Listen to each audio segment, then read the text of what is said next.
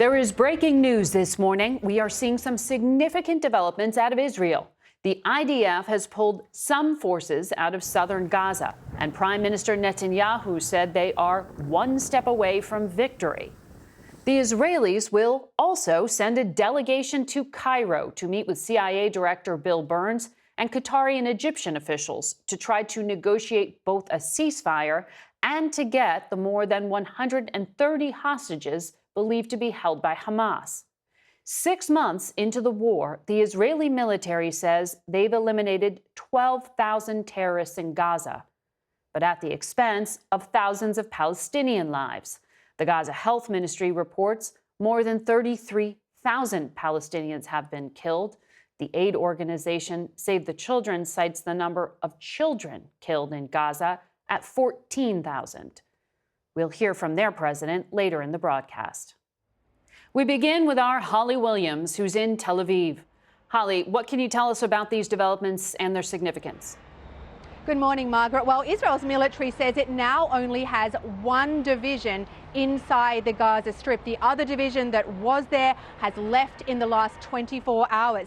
The remaining troops are all either along Gaza's border with Israel or north of an east-west road that bisects the Gaza Strip. The Israelis built that road recently, it's thought, as part of their planning for the day after the war. Now, I spoke with an Israeli military spokesman a short while ago who told me that this is a, quote, evolution of the war effort and not a partial withdrawal. He would not give me any exact troop numbers.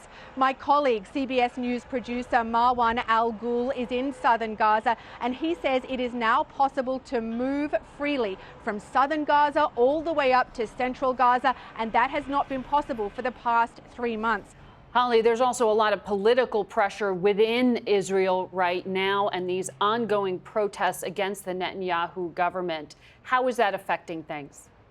Well, Margaret, we actually just heard from Prime Minister Netanyahu a short while ago ahead of a cabinet meeting here in Israel. He didn't mention this troop movement at all. In fact, he vowed that Israel would fight for total victory. But he is under enormous pressure. Just as this news came out about these troops leaving Gaza, there's also pressure from the right wing on Netanyahu not to give away too much to Hamas in negotiations. And then on the other side of the political spectrum, last night across Israel, tens of thousands of people took part in anti-government protests. Many people here are angry with the government, with their own leaders, for not doing more to bring the remaining hostages home. And here in Tel Aviv, a car rammed into a group of protesters, injuring several people. And opposition leader Yair Lapid said that the incident was, quote, the direct result of rising incitement from the government. So more criticism there for Benjamin Netanyahu. Margaret. Holly Williams in Tel Aviv, thank you.